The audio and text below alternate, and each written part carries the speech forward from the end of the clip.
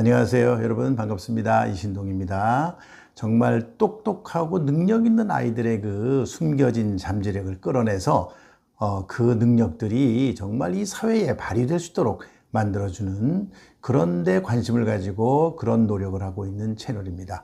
저는 늘 우수한 아이들이 가지고 있는 잠재력, 능력이 잠재된 능력들이 사장되는 게 너무너무 아깝습니다.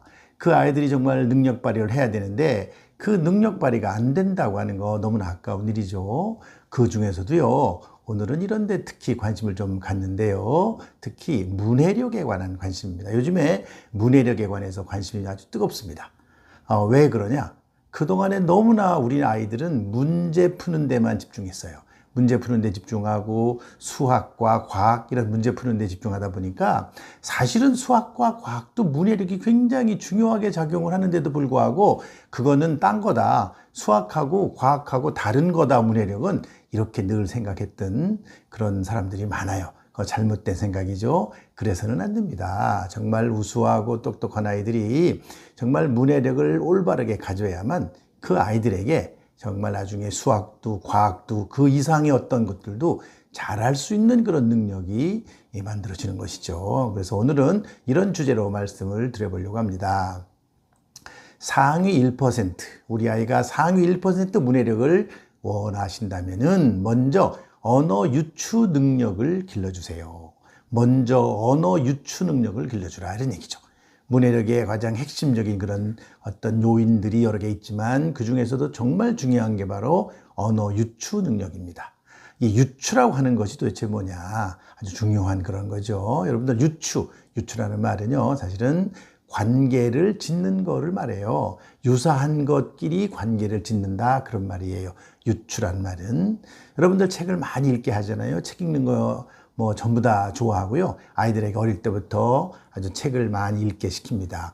다독만 하면 문해력이 높아질까요? 많은 책을 읽으면 문해력이 높아질까요? 그렇지 않습니다. 많은 책을 읽어야만 하겠지만은, 그러나 그 책을 읽는 과정에 중요한 포인트를 잡아주면서 책을 읽게 해야지 무조건 많은 책만 읽게 한다고 되는 게 아니에요. 그 아이는 많은 책을 읽지만 그러나 대단히 아주 피상적으로 겉핥기식으로 얼마든지 그렇게 책을 읽을 수 있어요. 책은 양만 많다고 많이 읽는다고 그것만 좋은 게 아닌 거죠. 다독, 많은 책을 읽는다고 그래가지고 문해력이 높아지는 게 아닙니다. 어떤 분들은 우리 아이는 책을 많이 읽었는데 문해력이 요거밖에 안 되나? 아니면 지능검사에서 언어 이해 능력이 요거밖에 안 되나? 그렇게 생각하시는 분들 굉장히 많아요. 또 요즘에 영어 공부를 시키는 것도 마찬가지예요. 영어도 한국어, 특히 우리나라 모국어하고 관련이 많잖아요. 언어라는 건 다 관련이 있는데요. 그런 관련하고 우리가 사실은 이 관련해서 그렇게 가르쳐야만 하는 것이죠. 우리나라는 한국어를 쓰는 나라잖아요. 영어를 쓰는 나라가 아니고. 영어를 쓰는 나라에서는 한국어를 그렇게 중요하게 생각하지 않아도 될지 모르지만은 한국어를 쓰는 우리나라에서는 한국어가 영어를 능력을 키워주는데 굉장히 중요한 역할을 한다는 것입니다. 어릴 때 발음이 좋다, 그것만 가지고 다 되는 게 아니에요. 이 영어라고 하는 거, 언어라고 하는 것은 굉장히 많은 배경 지식이 필요한 겁니다. 그래서 오늘 제가 상위 1%의 문해력을 아이들이 얻기를 그렇게 원하신다면은 바로 언어 유추 능력에 관한 얘기를 해보려고 해요. 이 언어 유추 능력, 첫째, 언어 유추 능력이란 무엇이냐? 조금 어려운 말이죠. 언어 유추. 언어 유추라는 말, 유추라는 말을 조금 더 설명을 드리면은 이런 겁니다. 유추라는 것은 두 개의 다른 개념이나 대상이 있는데 그 두 개의 다른 개념이나 대상 사이에서 유사점을 찾는 거예요. 유사점을 찾아가지고 그 원리를 다른 어떤 것에도 적용하는 겁니다. A와 B의 관계를 찾아가지고요, 거기서 C와 D를 찾는 겁니다. 예를 들면은 항상 이런 유추에 관련된 언어 문제는 그런 것이 나와요. A와 B 관계 잘 보고 그 관계를 통해서 C를 줘요. C를 주면 그 C에서 어떤 D를 찾는 것이죠. 새로운 어떤 거를 찾게 하는 겁니다. 그래서 이 언어 유추 능력이라고 하는 것은 정말 중요해요. 한 예를 들어 볼게요. 자, 소와 송아지 관계 있어요. 소, 송아지. 그러면 개, 뭐와 관계하고 같은가? 이렇게 찾게 하는 겁니다. 개. 소와 송아지의 관계는 어미와 새끼의 관계잖아요. 그 말 자체가 그런 거잖아요. 그래서 어미와 새끼의 관계면 개와 개의 새끼는 뭐라고 부르느냐? 강아지라고 부르겠죠. 이런 관계를 찾는 거예요. 아주 쉬운 예를 들었어요. 제가 아주 쉬운 예를 들자면 그런 건데요. 이거보다 조금 더 어려운 그런, 우리가 소라든지 송아지, 개나 강아지는 다 우리가 쉽게 접하는 거지만 이거보다 훨씬 어려운 말들이 있어요. 실제 대상이 없고 물체가 없는 그런 어떤 말들은 어려워요. 훨씬 더 찾기가 어렵습니다. 그러면 왜 이렇게 언어 유추라는 것이 중요하냐? 사실 언어 유추라고 말했지만 유추라고 하는 것은 모든 게 사실은 해당되는 거예요. 여러분들, 우리가 뭐 어떤 물건이 있으면 그 물건의 이름이 붙어지면 언어가 되는 거예요. 아까도 소라는 어떤 동물이 있잖아요. 그 소라는 동물의 이름을 붙이면 소라고 부르는 거예요.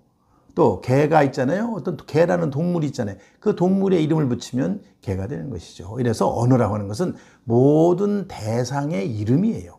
모든 대상의 이름. 그리고 더 나아가서는 대상이 없는 어떤 것에도 이름이 붙여지는 것들이 많아요. 여러분들, 사랑이라든지 뭐 문화라든지 이런 말, 문화 좀 어려운 말이죠. 사랑, 문화, 그 다음에 민주주의, 자본주의, 점점 어려워지죠. 이렇게 위로 올라가면 올라갈수록 이렇게 정말 대상이 없는 그런 언어들을 쓰게 돼 있어요. 그러나 유추를 통해서 뭐가 생기느냐면은 새로운 발견을 하게 되고요.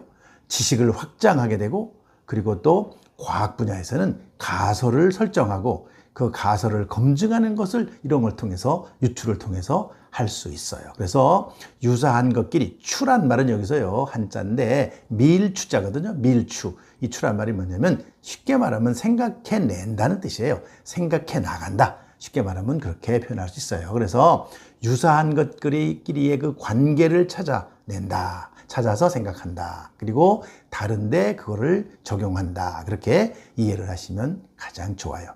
여러분들, 뉴턴의 사과를 잘 아시고 계시죠? 뉴턴의 사과. 사과가 사과나무에서 뚝 땅으로 떨어지는 거예요. 사과가 땅으로 떨어져. 그러면 자, 사과와 땅은 무슨 관계가 있을까? 이렇게 생각한 거예요. 사과와 땅. 사과와 땅이라는 관계를 찾고요. 그 사과와 땅의 관계를 확장하면요. 모든 물체는 땅으로 떨어진다는 거죠. 모든 물체가 땅으로 떨어져요.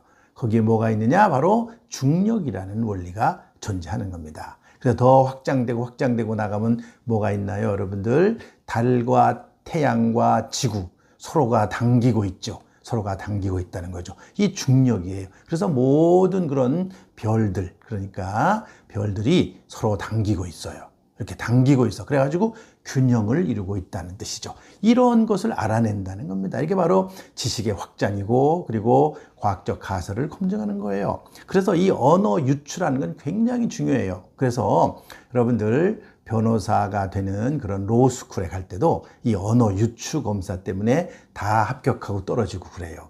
변호사가 되려고 하는 그런 아이가 있다면은 언어 유추 능력을 철저하게 어릴 때부터 가르쳐 주셔야 돼요. 어릴 때부터 이런 능력을 갖게끔 해 주셔야 됩니다. 그래야지 이게 그냥 나중에 어른이 되고 뭐 커서 배우면 되겠지. 천만의 말씀, 그렇지가 않아요. 부모님들, 이 언어 유추 능력을 우리가 잘 이해하고 이게 관계를 잘 찾아내고 그 관계를 다른 데도 적용하는 능력을 아이들한테 길러줘. 이게 바로 유추 능력이라고 말할 수가 있습니다. 자, 그렇다면은 어떻게 길러줄 것인가? 이게 중요할 거 아니에요. 어떻게 길러줄 것인가?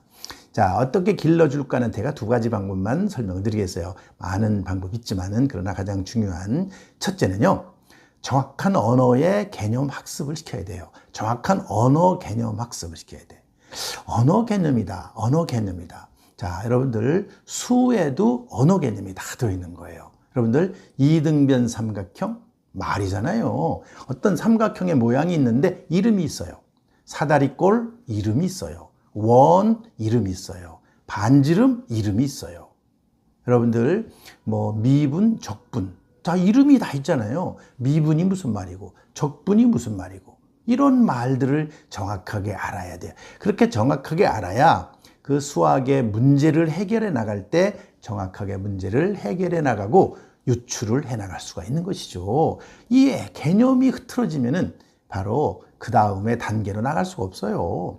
이 개념이 잘 정리가 되는 거, 이게 바로 뭐냐면 결국에 지식의 어떤 체계가 잡히는 거예요. 지식의 체계. 아이들 머릿속에 지식의 체계가 잘 잡혀야 되는데 지식의 체계가 잘 잡히지 않으면 그 잘못된 지식을 가지고 어떤 현상이나 문제를 푼다고 그럴 때 잘못되는 것이죠. 그런 일이 굉장히 많습니다. 그래서 개념이라고 하는 것은 분류예요. 분류, 카테고리. 그래서 정확한 언어 개념 학습을 시켜야 되고요. 둘째는 어떤 방법이냐면 관계 찾기 학습을 시켜야 돼요. 관계 찾기. 관계가 없어 보이는 것 같은 것에서 자꾸 관계를 찾는 그런 훈련과 학습이 굉장히 필요해요. 이런 겁니다. 자, 우리가 태양에 일조량이라는 게 있죠. 일조량. 그 다음에 강수량. 일조량이라는 게 강수량이 있어요. 일조량과 강수량이 있는데 일조량과 강수량은요. 태국이라든지 이런 나라가 많거든요. 그리고 태국에 일조량과 강수량이 많아서 벼농사가 잘 된다는 거죠. 벼농사를 많이 짓거든요. 벼농사를 많이 짓는다. 일조량과 강수량이 벼농사와 관계가 있다. 태국에서 그렇다면은 만약에 베트남에서도 일조량과 강수량은 사실 벼농사와 관계가 있을 것이다. 따라서 베트남도 벼농사를 잘 많이 짓는 그렇게 하는 나라일 것이다 라고 하는 것을 우리가 예측할 수 있는 것이죠. 그 다음에 또 이런 것이 있어요. 쥐와 사람이 생물학적으로 여러 가지 유사한 특성을 많이 가지고 있어요. 쥐, 아주 작은 쥐도 있잖아요. 그래서 그 쥐를 가지고요. 우리가 쥐를 가지고 이제 여러 가지 실험을 많이 하는데 예를 들면 새로운 약을 발견했어요. 새로운 약을 발견하면 그 새로운 약을 발견해서 쥐에다가 투약을 해요. 그러니까 효과가 있어요. 암세포를 죽이더라는 거죠. 그래서 그렇게 되면은 그러면 사람에게도 이런 약을 투여하면은 암세포가 죽을 수 있겠구나라고 하는 그런 관계를 찾아낼 수가 있는 것이죠. 이런 게 바로 이런 훈련이 아이한테 자꾸 이루어져야 돼요. 책을 읽으면서도 이런 관계를 자꾸 찾고요. 이런 관계를 자꾸 연결하고 유사해 보이는 것들에서 관계를 알아 또 유사해 보이지 않는 것에서도 관계를 찾는 그런 학습을 자꾸 시켜야만 됩니다. 그래야지 바로 언어 유추 능력이 높아지는 것이죠. 오늘 제가 말씀드린 내용을 간단하게 정리를 하면은 타이틀은 이런 것이죠. 우리 아이 상위 1% 문해력을 갖기를 원하신다면은 먼저 언어 유추 능력을 길러주세요 라는 거죠.